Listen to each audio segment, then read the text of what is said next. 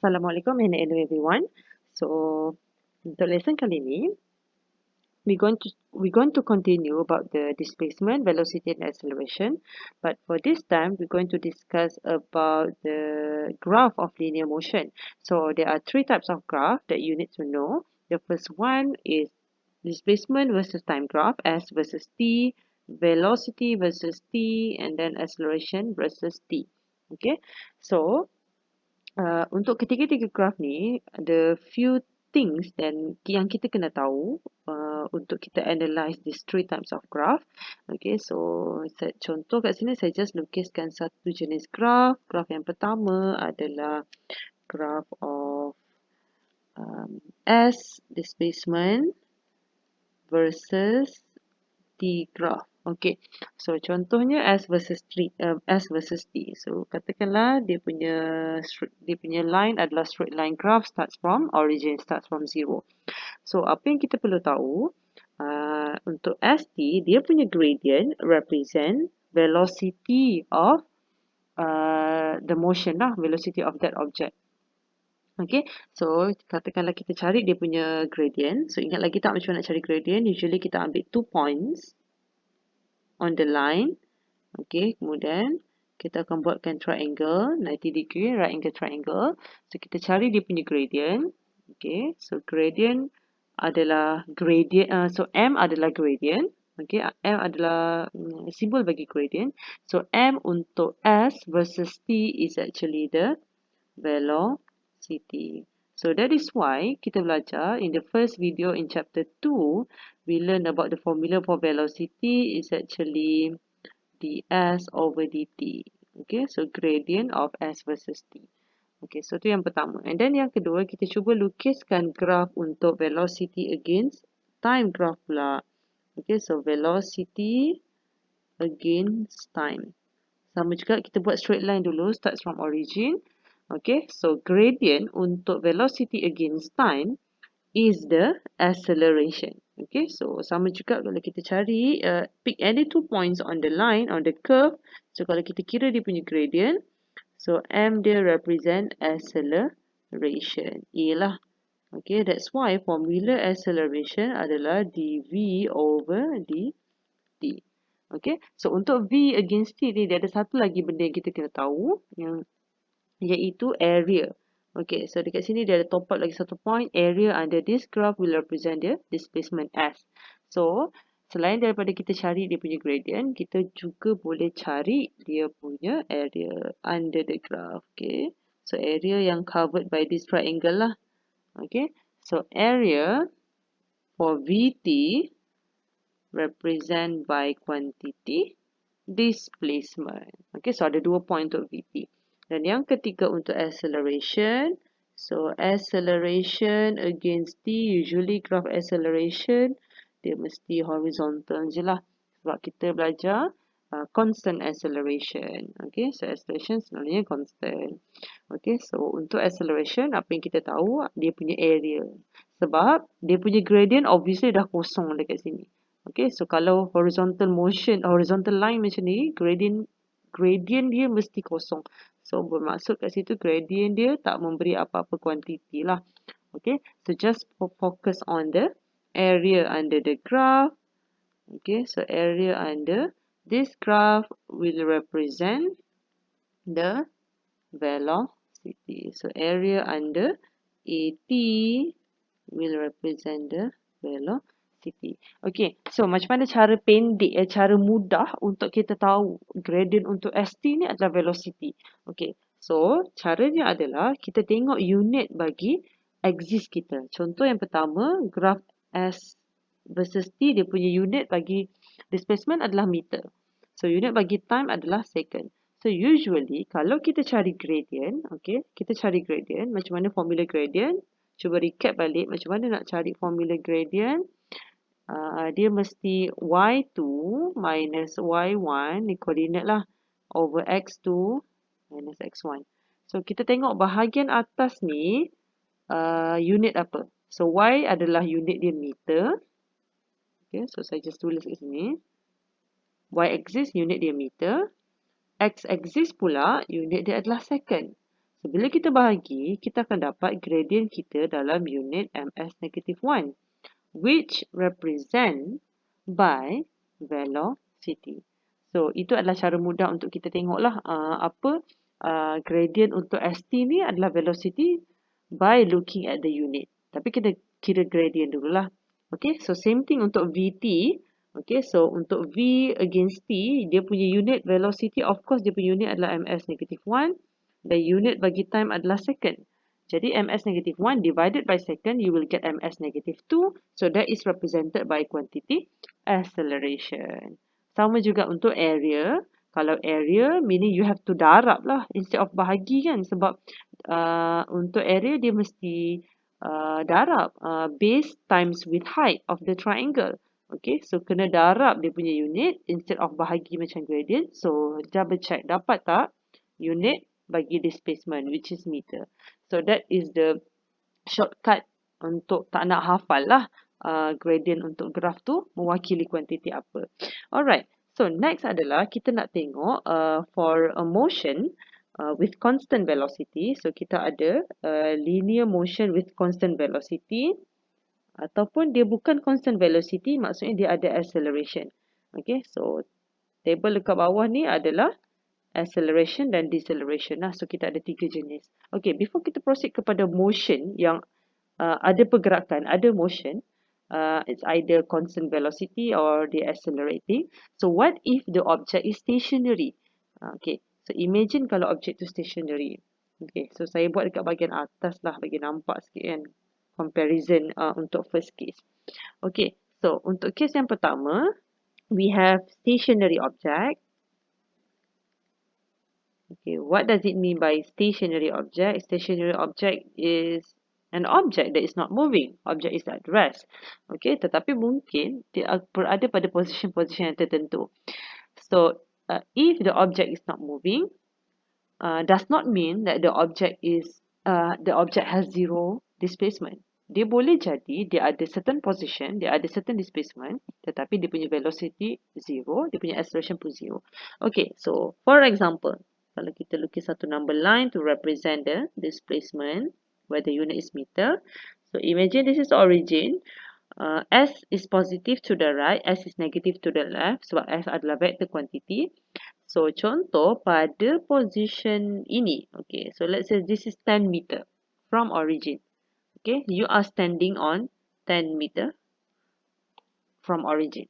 So you are not moving, you are stationary, you are at rest. So S masih lagi ada value which is 10 meter, tetapi your velocity should be 0 and your acceleration should be 0. So if we plot this graph of S against T, okay, contoh kat sini saya try lukis So S versus T for displacement, okay, so 10 meter. Just imagine you are standing at that position at that point for 5 seconds. Okay, so this is 10 meter. Okay, kita just lukiskan straight sahaja, and then for 5 seconds. Okay, so kenapa straight sahaja, bukan starts from origin? Okay, sebab you are standing on 10 meter at position at point 10 meter from origin. You are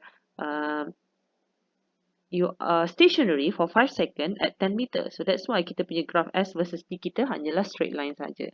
So contoh kalau kita nak lukis graph V against T pula. Okay, so V against T. Just follow the same case lah. Okay, so V unit dia mesti ms-1. So dia kalau tak nampak then time is second. So dengar apa yang saya cakap kalau tak nampak. So maksudnya you are stationary, you are not moving even though your S is 10, but your velocity is 0. Okay, sebab dia takkan ada velocity because it's not moving. Same thing for graph of acceleration against T. And the unit for acceleration is ms-2. And we have time in second as well. And then kalau kita nak plot dia punya line, it will be 0 lah. Sebab acceleration tak ada, velocity pun tak ada.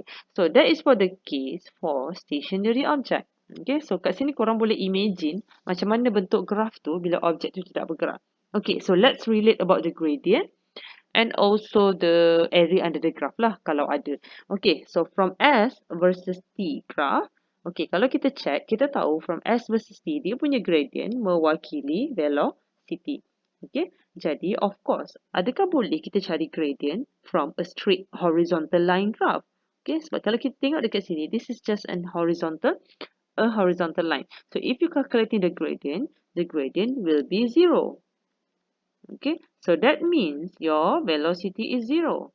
So double check, is it true your velocity is 0 for the graph of V against T? Yes, the velocity is 0 for graph V against T. So maksudnya gradient tu tally dengan graph V against T. Okay, same things from V against T to acceleration versus T. Of course lah, kalau kita punya velocity time graph ni memang berada pada 0, that means the gradient is 0, maksudnya acceleration pun akan jadi kosong lah. Dia tak akan ada value. So, dia dah tally dekat situ for this first case lah, for stationary object. Okay, so let's proceed to the second case where we have a constant velocity, an object that is moving with constant velocity. So, let's look at the animation lah. Okay, ada video yang menarik juga untuk kita tengok. Contoh kat sini. Moving object with constant velocity. So, let's see the duck. The duck is moving to the right at constant velocity. It moved from the origin to the 50-meter location. So, the displacement graph increases from 0 to 50 meter. So, from the animation, we have seen that the duck is moving to the right from origin. Okay, from origin to the right for 50 meter in 5 seconds kalau tak silap saya. Okay, kalau kita nak transform di dalam graph of S against T, okay, so of course dia adalah uniform motion. Okay, so kita tengok dekat sini S against T. So, the duck is moving from origin. So, maksudnya mesti daripada kosong until at a point of 50 meter. So, they move to the right until it reach point 50 meter. Okay, so this is 50. I label as 50. Kemudian saya labelkan unit bagi S adalah meter. And then, time pula in second. So, in second for 5 second lah. Okay, so just labelkan time dia 5 second. So, it takes 5 second to move from origin to point of 50 meter. So, graph untuk S against T kita akan jadi bentuk macam ni lah. So, mungkin ada yang wonder, kenapa tak bentuk dia seperti ini? Okay, so contohlah, kalau kita buat case macam stationary object tadi dekat atas kan. So, dia adalah horizontal line. Macam ini. Okay, so ini adalah case where the object is not moving. So, dia berada pada position 10 meter daripada origin sahaja. Dia tak bergerak, tapi dia berada pada position tu for 10 second. Sorry, for 5 second pada position 10 meter. So, for this case, untuk case yang kedua ni, the duck is moving from origin to 50 meter in 5 second. So, maksudnya dia tak boleh horizontal line. Dia tak boleh straight horizontal line. Dia mesti starts from origin, from kosong sampai 50 meter. Okay. And then, untuk kita transform dia pergi velocity time graph, obviously dia akan ada velocity. Kenapa saya cakap dia ada velocity? Okay, we look at the gradient of S against T. How to calculate the gradient of S against T? Macam saya kata, kita kena ambil any 2 points dan kita kena sketch dia punya triangle. So, in this case, okay, so saya just buat any 2 points here. Okay. Kita buat dekat bawah sikit lah. Okay, and the 2 points here from here. Okay, so kalau kita ambil je mana-mana 2 points, kita akan dapat velocity punya value. So, in this case, mesti akan ada coordinate untuk kedua-dua point ni. Okay, so mesti akan ada coordinate. That means kita akan dapat velocity punya value. Alright, so, it means that dia ada velocity. Tapi macam mana kita tahu the velocity is constant? Macam mana kita tahu the duck is moving at constant velocity? So, macam mana nak tahu? Okay, kita ambil lagi ada 2 points dekat atas pula. So, kita akan tengok the size of triangle is exactly equal. It shows that the gradient is constant. So, bila gradient constant, gradient untuk S against T refers to velocity. So, jadi velocity pun akan jadi constant. So, that is why bila kita transform dalam graph of V against T, kita akan buat dia straight horizontal line with one value of V. Hanya ada satu saja value of V kerana velocity dia constant. Ataupun kita gunakan term uniform velocity macam kita belajar dalam first video hari tu. Alright. So, imagine kalau kita kira dia punya velocity lah dalam case ni kan. Okay, so velocity from the gradient of ST, kita ambil any 2 points lah. Contoh kalau saya nak ambil point ini dengan point ini. So, this is 5, 50 and the other one is 0, 0. Okay, so kalau nak kira, dia akan jadi 50 minus 0 over 5 minus 0. And then you end up get 50 divided by 5 is berapa? 10 10 ms negative 1. So, awak boleh labelkan your 10 dekat sini with the unit of ms negative 1. So, dan hanya ada satu value saja. And then moving on to acceleration versus time graph. So, untuk kita check acceleration versus time graph pula, of course kita kena tengok gradient untuk velocity. So, untuk straight horizontal line, untuk velocity time graph kita ada straight horizontal line seperti ini. Okay, so gradient untuk V against T adalah kosong. Kenapa kosong? Of course lah, kalau horizontal line, memang gradient dia kosong lah. Kita tak boleh kira pun gradient tu, it will be 0. It shows that your acceleration will be 0 as well lah. Because gradient of V against T represent by acceleration. So that means your acceleration is 0. So that is why for A against T, you just draw a straight horizontal line along the x-axis to show that the acceleration is 0. Okay, acceleration kita kosong dekat sini. Okay, right. So, itu sahaja untuk constant velocity. A linear motion with constant velocity. Now, moving on to case number 3, where the velocity is not constant anymore, but it has acceleration. So, bila dia ada acceleration, maksudnya velocity mesti berubah. It's either speeding up ataupun slowing down. Tapi kalau acceleration, kita akan panggil velocity dia increase lah. Dia mesti akan speeding up. Kalau slowing down, kita panggil acceleration. We call it as deceleration. Alright, so let's see an animation about non-uniform motion with constant acceleration. Moving object with acceleration.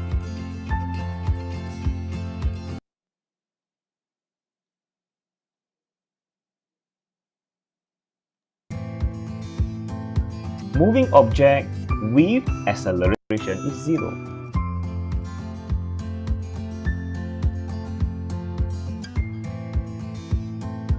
Moving object with acceleration.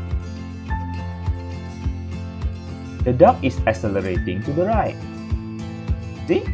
The duck become faster and faster to the right. The duck move from origin 0 to 25 meter. So the displacement graph increases from 0 to 25 meter. Okay, so for the second animation, you already see that the duck is moving to the right for 25 meter in 5 seconds. But for this time, the duck is not moving with constant velocity. So it means here, the duck is moving faster and faster. So it means the duck is speeding up, the velocity of the duck is increases, so the duck is accelerating. Okay, so to sketch the graph of S against T for the motion of the duck, okay, you cannot use the same curve as before, like this. Okay, for a straight line like this, patutnya straight lah. Okay, so kalau kita look at straight line from origin, it shows that the velocity is constant. But for this time, for this case, the velocity is not constant. The velocity is increasing. Okay, so that means the graph, the curve for S against T for that motion is curving upwards. Okay, so maksudnya the right curve mesti curve upwards lah.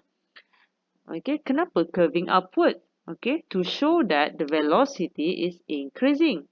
Macam mana nak tahu velocity dia increase? Okay, so recap balik. To get the velocity from S against T, kita kena tengok dia punya gradient. Okay, so macam mana nak tengok gradient? By sketching the triangle. Okay, so contoh triangle di sini dengan triangle di sini. So you will see that the second triangle is higher compared to the first one. So it shows that the gradient is increasing. So bila gradient kita increase, it shows that your velocity is increased. Barulah tally dengan motion of that duck tadi. Okay, so motion of the duck is speeding up. Velocity is increased, dia accelerating. So we can simply label, tadi dia kata 25 kan? Okay, dia bergerak daripada origin and then speeding up until it reach 25 meter to the right for berapa second tadi? I think it's the same, 5 second. Okay, so that's why kita punya S against T is curving up to show that once again the gradient is increased, hence the velocity is increasing. Okay, so moving on to velocity against time graph. Okay, so now kita dah ada dalam kepala kita, kita dah keep in mind your velocity is increases. Okay, so velocity is increases, dia mesti initial velocity dengan final velocity dia mesti berbeza lah. Okay, so if let's say U is 0, U is initial velocity. Contoh kita punya initial velocity kita adalah 0. Okay, so daripada tak bergerak kepada V kita mungkin ada certain value lah, kita kena kira lah. Okay, just imagine mungkin dia 8 ms negative 1. So dekat sini dia ada increase in velocity from 0 to 8. Okay, so macam first case tadi velocity kita constant, then second case kita tak boleh lukis straight horizontal line lah. Okay, it's either kalau kita lukis begini boleh from 0 up to 8. Okay, contohnya begini. Okay, up to 8 for how many seconds? Now it's 5 seconds. Or kalau kita nak gunakan curve ini pun boleh. Straight line begini pun boleh. Okay, so mungkin dia ada certain value initial velocity, dia ada value. Mungkin dia 2 meter per second. Kemudian dia increase up to 8 meter per second. So it still shows that the velocity is increasing. Okay, so both line ni dia applicable lah untuk motion of the duck tadi. Tapi if the duck is stationary at the origin, the right curve will be the right one lah sebab U mesti kosong. Okay, tapi kedua-dua curve ni menunjukkan velocity is increasing. Okay, so next is from velocity against time graph, we can get the acceleration. Okay, so once again, look at the gradient of this line. Okay, untuk kita check dia punya gradient pula, we just simply draw the triangle. Kalau kita nampak triangle tu dia punya size adalah sama. Okay, so size dia adalah sama. Untuk tengok dia punya size sama, kita punya size base ni, tapak ni mesti sama lah. Okay, tapak kita mesti sama size lah to get the height yang sama. So, kalau kita dapat triangle yang sama, it shows that your gradient is constant. Okay, so bila kita tunjukkan triangle dia sama, gradient dia pun sama, it shows that the acceleration is constant. So, acceleration sentiasa hanya ada satu value sahaja. It's either positive or negative. It's either accelerating or decelerating. Dan it depends on direction jugalah. So, untuk case ni, of course kita akan dapat A kita positif by calculating the gradient. Kalau kita choose any 2 points on the line, okay, choose any 2 points on the line to calculate the triangle, kita akan dapat A kita positif. Of course, confirm kita akan dapat A kita positif.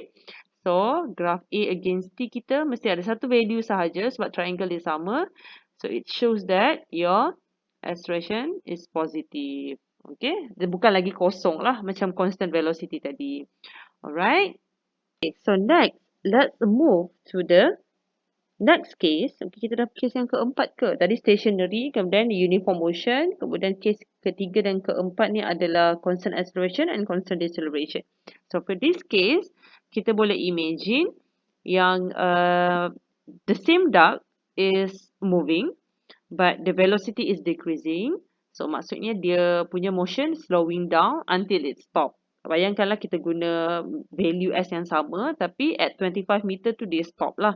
Okay, so untuk kita sketch graph curve for S against T, sekarang kita nak buat the duck is moving to the right. Okay, so imagine this is origin, this is 25 meter, this is S in meter, and then the duck is moving from origin to 25 meter position where the velocity is decreasing. Maksudnya dia akan stop. Initially dia ada velocity, kemudian dia akan stop at 25 meter. Okay, so velocity final dia it will be 0 because it stop. Dia akan slowing down, dia akan undergoes deceleration. Okay, so for graph S against T, of course kita akan labelkan ini adalah 25. For how long? Kita labelkan 5 second juga. Okay, so S in meter, time in second. Alright, so kenapa pula dia curving inward kan? Curving inward ke? Lebih kurang lah curving inward kan? Ataupun curving downwards lah basically. Dia ke bawah. Okay, what will happen is kita nak tunjukkan velocity is decreasing. Okay, untuk tunjukkan velocity is decreasing from S against T, kita kena tengok pada gradient. So, gradient for this case, kita lukiskan triangle. So, you will see that the height of the triangle is getting smaller. Okay, dia punya height tu makin kecil kan, makin kecil lah basically, height dia makin rendah. Okay, so it means that the velocity is decrease sebab kita punya gradient tadi decreases. Okay, so when your gradient is decreases, it shows that velocity is decreases. Okay, so by drawing this type of curve, kita boleh menunjukkan yang objek tu sedang slowing down. Okay, so moving on to velocity against time graph pula. Velocity is slowing down. Of course lah, kita punya initial value of velocity dekat sini, dia mesti greater than here. Okay, so kat sini dia stop for 5 second kan. Okay, so mungkin dekat sini tadi 8 meter per second. Okay, initially dia punya U is 8 meter per second. Kemudian dia punya curve, dia akan straight down lah until velocity kita adalah kosong dekat sini. Okay, so tak boleh lah buat dia begini. Macam ni menunjukkan velocity increase pula. Or tak boleh lah kita buat begini. It shows that velocity constant. So kedua-dua line ni salah lah. Dia mesti going down. Alright. So next adalah kita nak tengok acceleration from V against T. Okay. So of course kita tengok daripada gradient untuk V against T by drawing the triangle once again. Okay. Triangle. Okay. Kalau straight line je confirm kita punya triangle ni mesti constant. Okay. Triangle kita mesti sama size. Okay.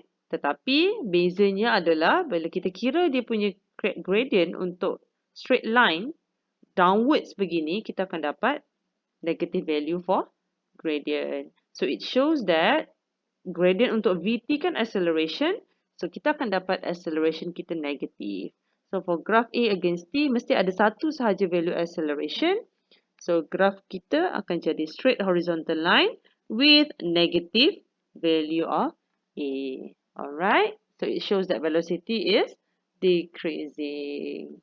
Okay, so let's discuss example 6 here. So the question says that the toy train moves slowly along a straight track according to the displacement S against T graph as shown. So we have S in centimeter against time in second. So soalan pertama dia minta kita explain qualitatively the motion of the toy train.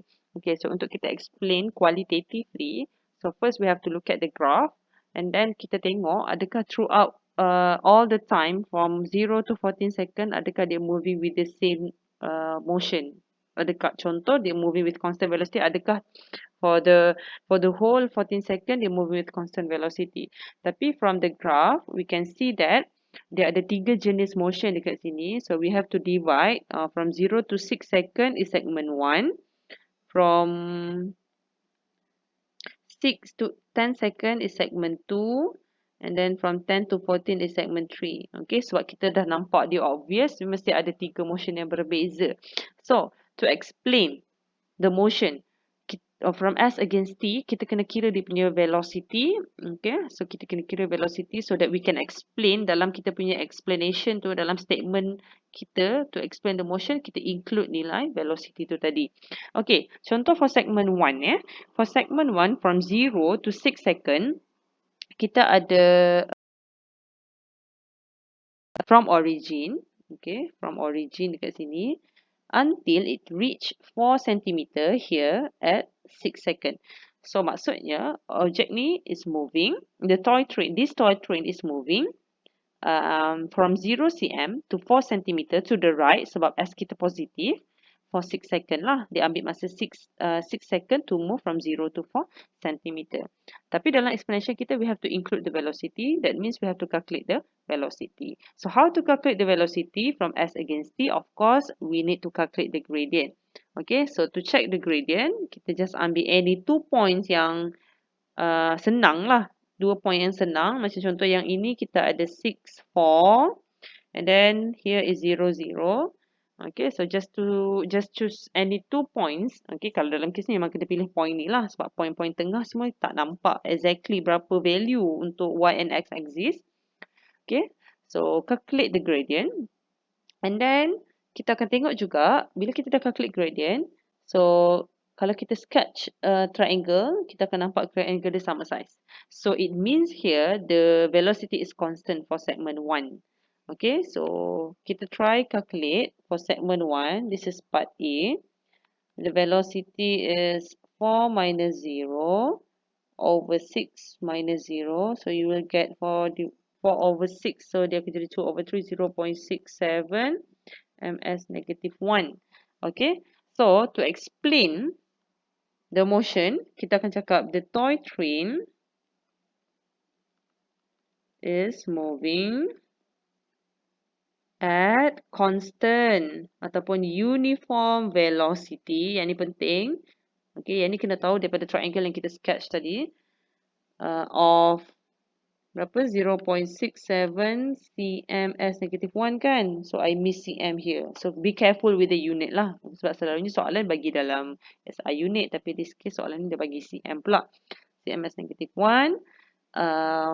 For how long? For the first 6 second.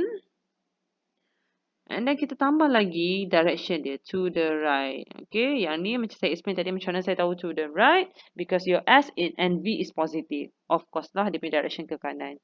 So, buat benda yang sama untuk segment 2 and segment 3. Okay, cuma untuk segment 2 dekat sini, kalau kita perasan, from 6 to 10 second, toy train is maintained at 4 cm.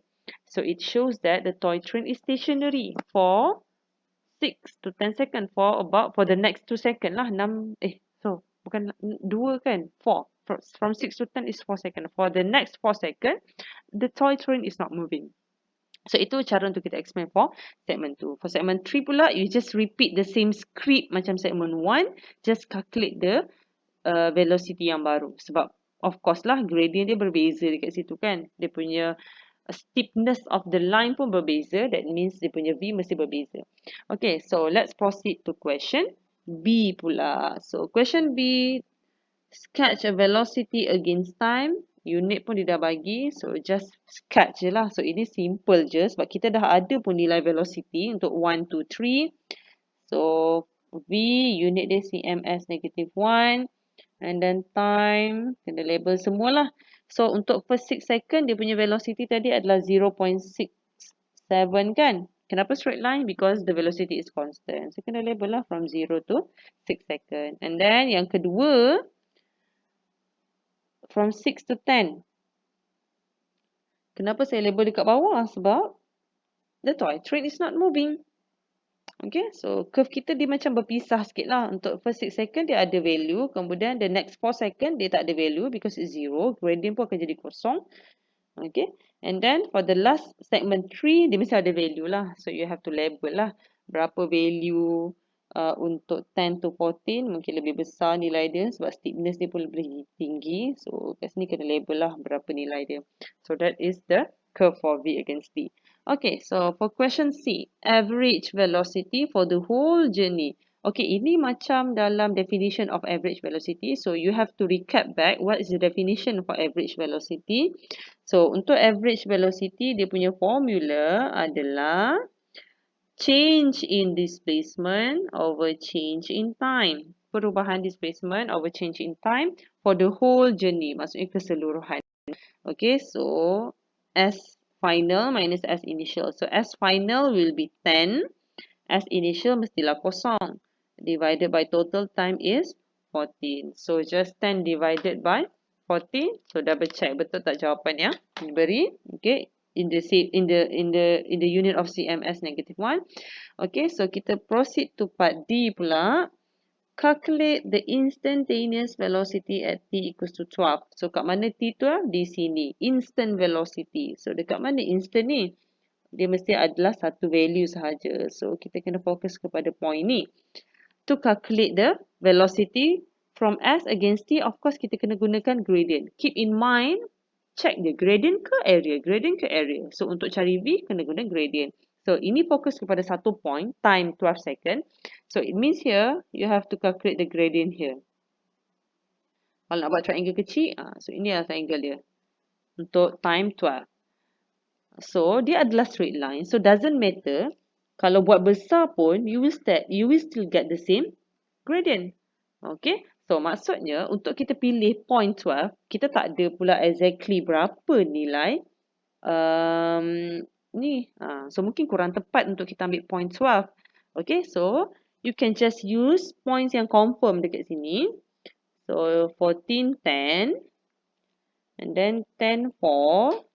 To calculate the gradient untuk line ni. Sebab gradient untuk straight line dia akan sama sahaja. Alright. So part D. To calculate the instantaneous velocity at time 12 second. Then just use the gradient. So kita gunakan 2 points. Daripada time 10 to time 14 second.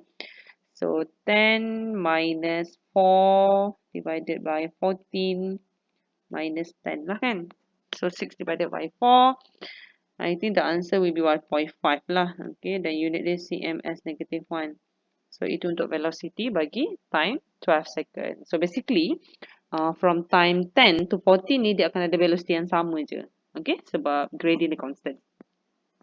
And then last, okay, last kali kita ada soalan untuk E pula. Okay, so E, determine the distance travel by the toy train. Distance, okay. So, this time around, kita gunakan distance, ya. So, distance, berapa total distance? From 0. So, last kali at 14 second, dia dah travel sampai 10 cm. So, dia punya journey ni agak senang. So, for the first 6 second, dia travel daripada 0 sampai 4 cm. And then, dia stop for 4 second, from 6 to 10, for segment 2 tu. Okay, so they stop dekat the same point 4 cm, and then last kali they keep moving until it reach point 10 cm. So, of course lah, jawapan akhir untuk kita punya E ni mestilah total distance dia adalah 10 cm. Alright, so hopefully korang boleh faham apa yang saya cuba explain. Thank you.